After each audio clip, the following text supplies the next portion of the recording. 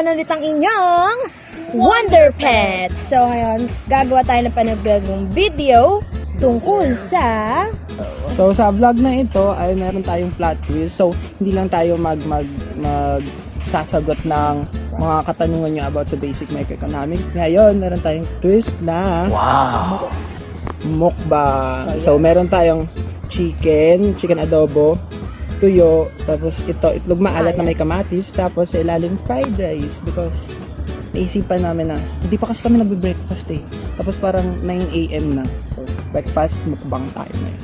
Habang nagbubunot tayo ng questions na inyong sinend sa amin through PM, DM, and sa comment box din sa YouTube. Bunot kami ng questions related yung questions na yun sa microeconomics, and we will try to answer them for you and give you a simpler, yung mas simple na idea. Para hindi kayo mahirapan, diba? Huwag natin pahirapan yung mga sarili natin, diba? Kung napapansin nyo yung background namin, puros puno tsaka halaman. Andito kasi kami ngayon sa Eco Park. This vlog is sponsored by Eco Park. Baka naman Eco Park, huwag na kayo magpabayad ng entrance. Kaya nga Eco Park, baka naman. So yan, dahil nga nasa labas kami, nilalangaw na yung pagkain. So, start na tayo. Sagot na tayo. Kain na. Kain na tayo, guys. Kain na tayo, guys. So, ayun. Meron tayong 7 questions na napili natin galing sa inyo from the comment box. Meron din kaming kinuha sa Facebook page namin. Follow nyo kami doon. Yes. Subscribe kayo sa channel din namin pala. The Wonder Pets. Yes. So, kain na tayo. Tara na. Wait lang. So, bakit nga ba namin naisipan tong vlog na to? Kasi kami, hinting tao lang din naman kasi talaga kami. Nagugutom din kami. Nagugutom din kami. So, gutomin. Alam mo guys, yung wala kaming pakain sa mga. So, ayun. Kain kamay kami ngayon kasi Pilipino naman tayo, di ba? Totoo ba? Wait lang. Sasabit nyo ito. Don't talk with your mouth question. is full. Diba? Oh my God, ano yan? Ito. Mahirap ba yan? Sana maayos na question na. So, galing kay Faith. Faith. Oh my Hello, God. Faith. Sana all my Faith. Hi, Faith. So, sabi niya, para po sa inyo, ano ang love? Ay, Akala ko ba, hugot Wait agad ang lang, aga. Breakfast na breakfast, huhugutan mo kami, Kate. Asan ka? Faith? Alam ba to ng mga magulang mo, Faith, ha? Ilang taon ka Faith, na. mag-aral ka muna. So, love. Para sa akin yung love, masyado siyang overrated. Alam mo yung, masyado siyang binibigyan ng madaming meaning. So, kung ako yung tatanungin, depende yan sa tao. No? Yes. Mahirap Kasi, ipaliwanag. yung love na nafe-feel mo, ikaw lang din naman yung makakapaliwanag mo. Kasi ito yung nakakaramdam. Kasi may kanya-kanya tayong definition of love. Iba-iba din kasi tayo ng experience, alam mo yun. Pero masarap sa pakiramdam ang love. At the same time, masakit. Kaya kumain na lang kayo Kain na lang tayo, to guys. show your Kaya- love for yourself. Love yourself first. Kain lang. Ta. Sarap. Okay lang ba, Adobo? From Kevin Manalastas. Pa-shoutout po kay Ate Ber na, oh my God, ba't ako? Start Ano ba pa lang yan? po ng vlogs nyo, siya na po talaga ang crush. Trust. So, tanong ko po, Ano ba paano meron siya nagiging na wala kami? inferior good ang isang product kapag nagbabago ang income? Thank you po. Oh my God, bakit? Ano daw?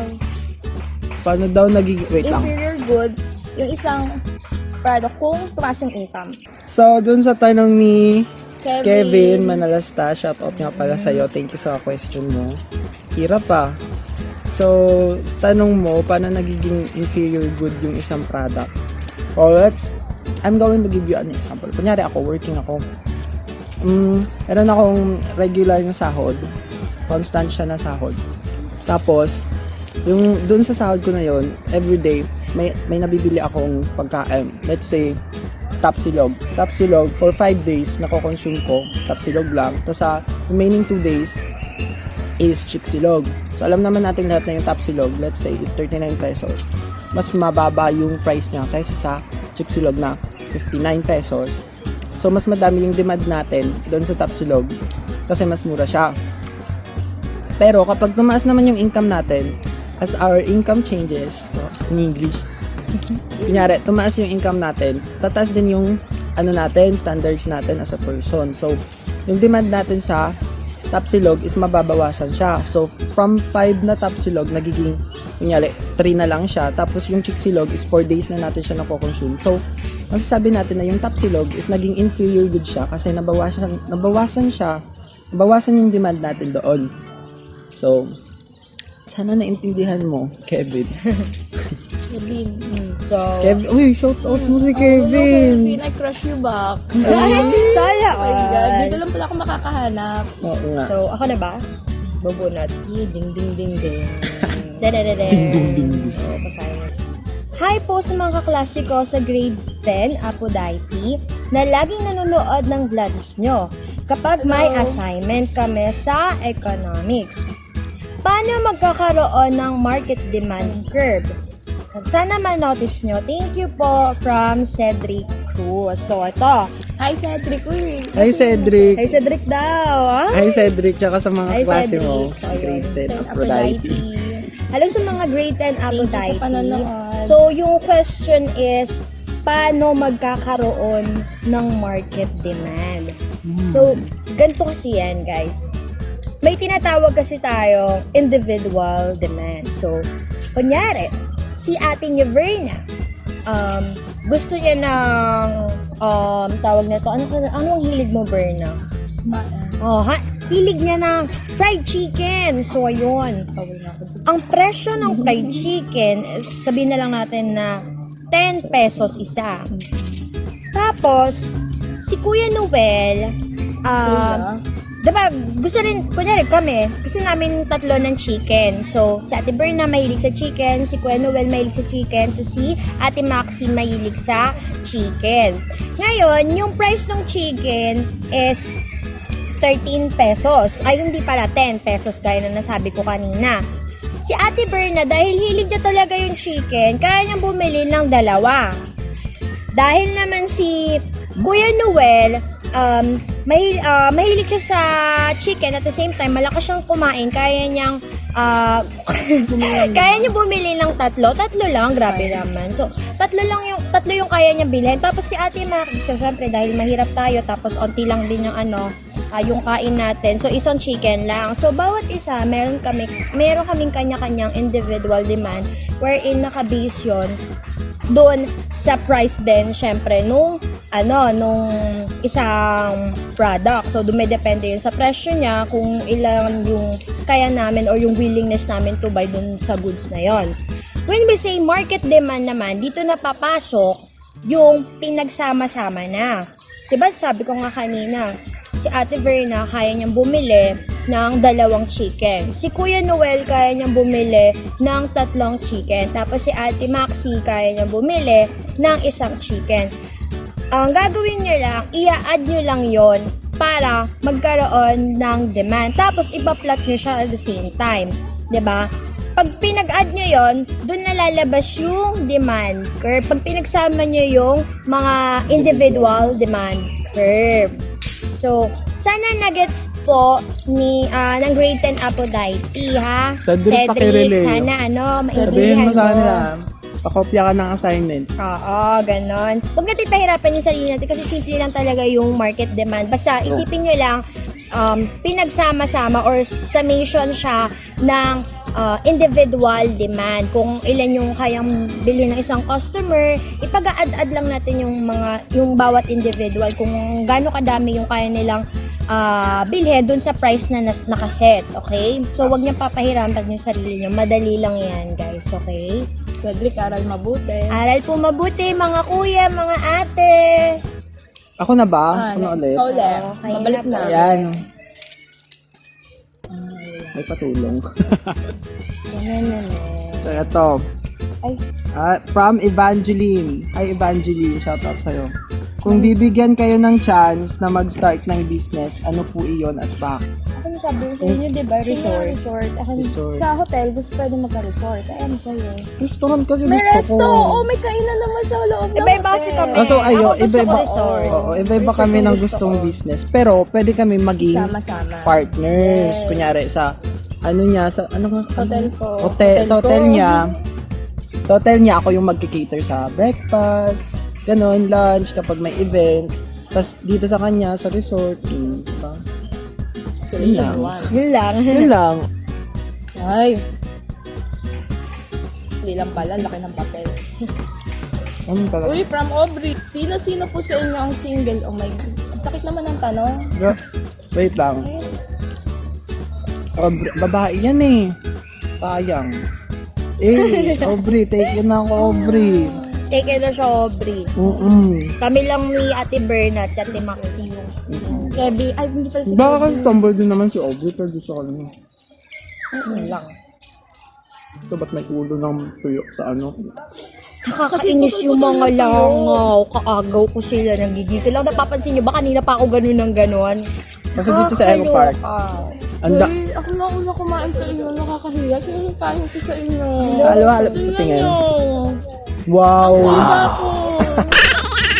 Dito kasi sa Eco Park, madaming langaw kasi nga, nasa nature tayo. Madaming animals. Animals. Lalangawin yung Animals. lugar. Mga animal kung nakatingin ka sa akin. Wag ah. Mga animal.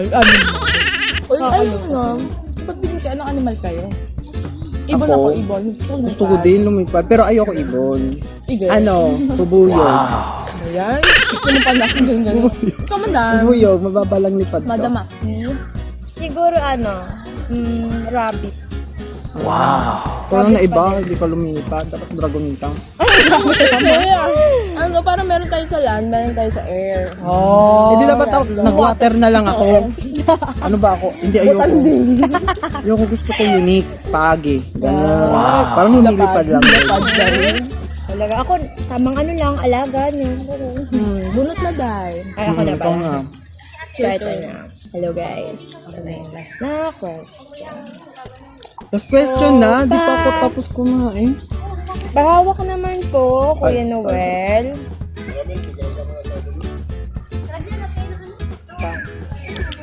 Hello po, Economist. As one of your fellow vloggers na nagtuturo din po ng subject for student, I really appreciate your content. So this question is from one of my viewers, medyo malayo sa tinuturo ko. Sa inyo ko na lang itatanong.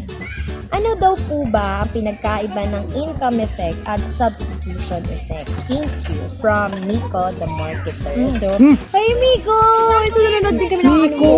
Love mo. Thank you sa panonood. Actually, Thank you sa pag- ang galing niya din magturo ng mga subjects. Parang ang fun niyang panoorin, pero at the same time, madami kang matutunan. Thank you, Miko, sa pag Collab ano, tayo sa- minsan. Oo nga, Miko. Kain tayo minsan. Libre kami. Ganto. Mas may pera ka sa amin eh. Ayan, sasagutin ko na yung pinagkaiba ng substitution effect and income effect. In substitution effect, nagkakaroon ng changes sa consumption when the price change. Meaning, kung yung isang product, bumaba yung presyo, mas tumataas yung demand.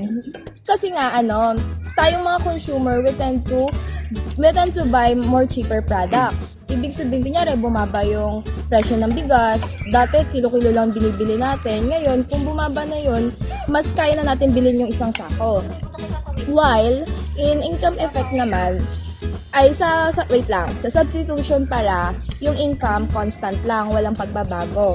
While in income effect naman, ang magkakaroon din ng changes sa consumption kasi nga, tumaas yung income. Ibig sabihin, tumaas yung purchasing power natin na bumili ng mga product. Tapos napaliwanag na rin kanina, yung inferior good, which under din siya ng income effect. Which yung inferior good, kahit bumaba yung price ng isang product, tumaas yung income, hindi tumataas yung demand sa product na yon. Kasi nga, tayo, kapag tumaas na yung income natin, syempre hindi naman hanggang doon na lang yung natin, standard natin. Syempre tataas Magiging yun. maarte na Oo, tayo. tataas yung mga preferences natin kasi tumaas nga yung purchasing power Yayaminin na natin. Diba? Ganun na. Sana natulungan ko kayo, Miko the marketer. Ito, paubos na yung pagkain namin. We will now end this video. Sana natutunan niyo yung mga pinagsasabi-sabi namin. Sana may natutunan kayo. So, thank you for watching pag umabot ka sa point na ito. And like, subscribe, and hit the notification bell kung gusto niyo pang makapanood ng mga ganitong klaseng video. Bye guys! Bye-bye mga ka-wonders! See you guys! Bye-bye! Bye!